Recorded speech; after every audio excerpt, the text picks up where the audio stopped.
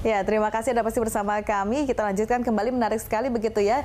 Kalau kita lihat ini banyak daerah-daerah yang masih belum teraliri listrik. Nah, jadi mau mulai dari mana ini dari Bapak-bapak Kementerian untuk membuat ini semua jadi nyata, wujud nyata yang disampaikan pidato Pak Jokowi. Dan kalau kita lihat dulu kemana aja ya Pak? Kok baru sekarang kita baru mau ribut-ribut melek teknologi gitu. Dari kemarin kemana aja Pak? Kalau dikerjain 10 tahun yang lalu mungkin udah rapi semua sekarang. Kalau waktu kita masih kecil itu Pak Habibie itu kan selalu bicara 2 hal ya. Iptek ya. Berarti betul ya apa yang disampaikan Pak Habibie? Iya, ilmu pengetahuan dan teknologi ini kan memang menjadi sesuatu yang tidak bisa dihindari, dan itu yang merubah peradaban. Ya. Termasuk peradaban pemerintahan. Nah, tetapi memang teknologi ini kan 2 mata sisi. Satu sisi memang memudahkan pelayanan negara pemerintahan. Pada sisi lain juga kita harus menyiapkan negara ini berubah ke arah situ, karena ini juga kaitannya soal ketahanan negara. Jadi bagaimana security teknologinya seperti itu. Nah, pertanyaannya apa yang dilakukan? Dilakukan yang pertama memang hari ini infrastrukturnya. Infrastruktur. Jadi revolusi industri 4.0 itu ya memang pertama infrastruktur teknologi itu sendiri harus kita memang pastikan tidak ada satu jengkal wilayah Republik ini yang tidak ada sinyal gitu. Harus dipastikan bersinyal semua. Bersinyal semua. Gimana bisa kalau berbasis elektronik kalau nggak ada, masih ada satu jengkal meter di negeri ini kalau masih ada sinyal? Itu pasti infrastruktur yang pertama. Baru yang kita bicara yang kedua bagaimana cara mengubah manusia yang bekerja pemerintahan. Ada 4,3 juta yang bekerja hari ini. Yang mungkin juga yang 40% apa bilang tadi itu ya akan pensiun 5 tahun 10 tahun ke depan. Maka rekrutmen pegawai negeri sipil yang baru ini kan pasti nanti ke depan harus penguatan seperti itu. Kita hitung misalnya seberapa banyak sih teman-teman pegawai negeri sipil yang misalnya latar belakangnya dari diploma 3 atau sarjana teknologi informasi. Kan tidak terlalu banyak. Oke, tapi kan nggak semuanya harus dari jurusan itu kan? Nggak harus, tapi paling tidak kalau untuk mengembangkan jaringan, ya butuh orang-orang memang yang misalnya nih harus ada satu kementerian misalnya harus ada satu ruangan unit yang memang konsen ngurusi pengembangan teknologi kan supaya dia bisa terkoneksi dengan kementerian lain, terkoneksi dengan daerah, terkoneksi dengan dunia swasta tadi, dunia masyarakat. Harus ada orang yang konsen di situ. Pak Trubus, ke depan bagaimana cara untuk bisa ini pekerjaan besar memang Mas kalau untuk yang kompeten di bidangnya untuk bisa mengerjakan masalah-masalah yang terjadi di untuk pelayanan publik ini? Ya, kalau sebenarnya kan di setiap departemen itu ada namanya Litbang ya, Lembaga Penelitian dan Pengembangan. Dan itu sebenarnya satu langkah yang dulunya untuk mengantisipasi perubahan seperti itu.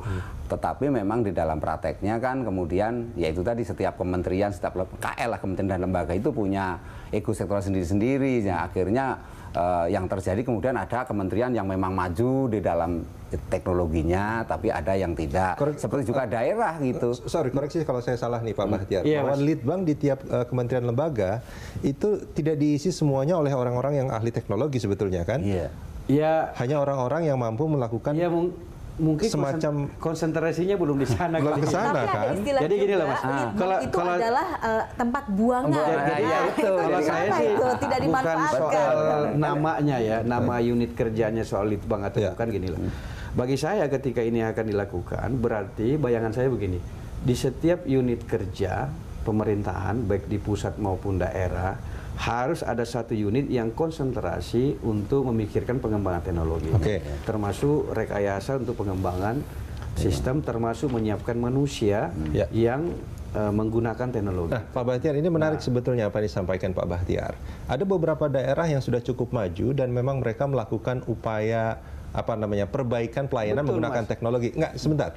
Contohnya misalkan di Jakarta, ada Clue misalkan, Bandung, Tangerang, bagus. Di Tangsel misalkan, Surabaya. Nah, yang menjadi pertanyaan kemudian, kota-kota besar. Apakah daerah-daerah lain, pemerintah daerah lain itu nggak sebaiknya tinggal meniru, misalkan mengambil. Nah, ini makanya tadi ada ego sektoral di situ kan. Nah, itu gimana tuh? Nah, inilah makanya. Jadi gini, sebenarnya inovasi itu sudah tumbuh. Baik di organisasi kecil, organisasi besar, ada yang digerakkan oleh kepala daerahnya sendiri, smart city dan berbagai bentuk-bentuk sistem pelayanan yang berbasis elektronik. ada inovasi store pelayanan desa di Bali, di Badung itu ada bagus. Ada banyak tempat sebenarnya inovasi. Nah, bagaimana misalnya kekuatan-kekuatan inovasi ini digerakkan secara nasional? Pak Presiden kita ini sudah mulai menggerakkan dengan melakukan peraturan presiden. Nah, untuk mencapai itu kan ada tahapannya.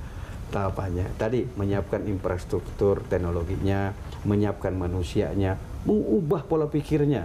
Aparat juga harus diubah pola pikirnya. Oh, nggak zaman lagi loh, nggak zaman lagi loh dengan gaya pelayanan dulu harus bertemu langsung, itu harus ditanda tangan, berlapis-lapis kerja. Istilahnya apa ya? Kudet. Apanya? Dan istilahnya kudet, kurang update. Dan itu terus terang aja Mbak, kita harus mengakui secara jujur, saya bagian dari birokrasi, ini mengubah administrasi negara ya Mbak, mengubah administrasi pemerintahan. Kalau hari ini misalnya saya seorang pejabat eselon 2 harus menantangani berlembar-lembar administrasi SPJ keuangan, ya dengan ke depan mungkin tidak perlu lagi gitu.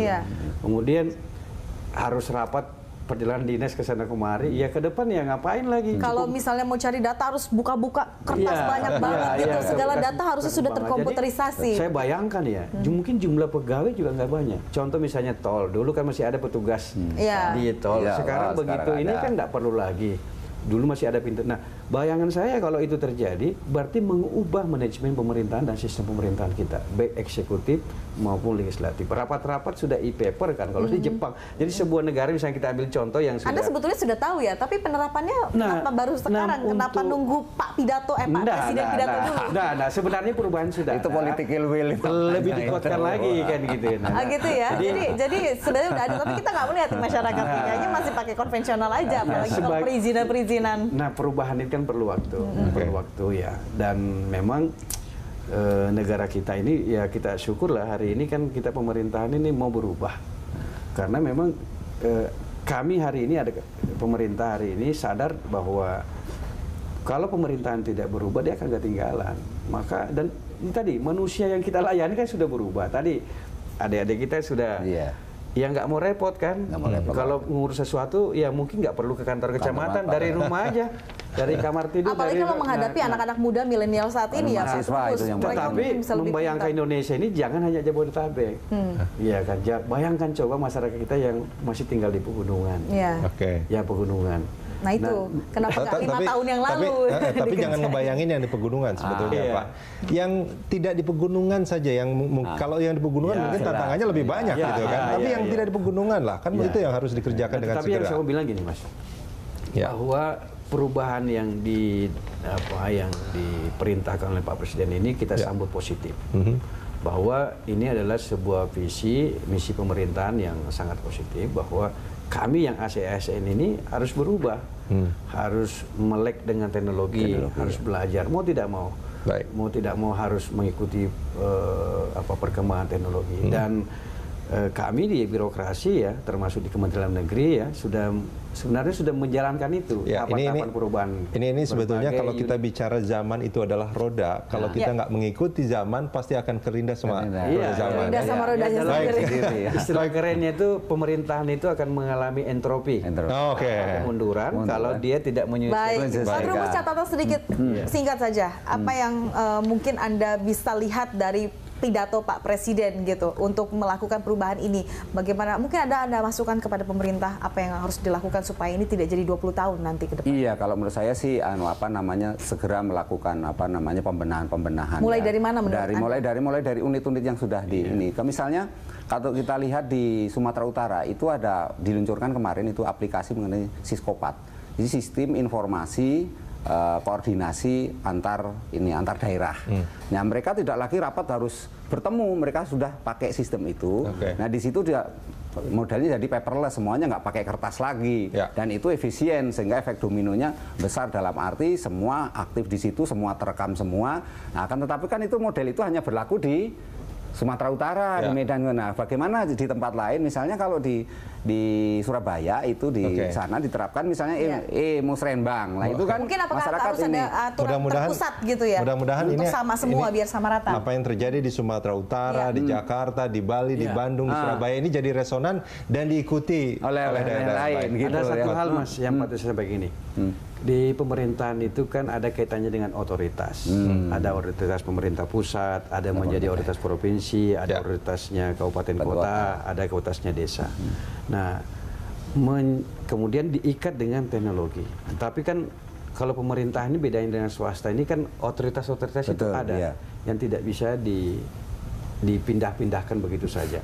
Anda bayangkan dulu misalnya sistem perbankan sebelum ada sistem informasi debitur SID, perbankan itu kan belum terkoneksi walaupun dia sudah menggunakan teknologi.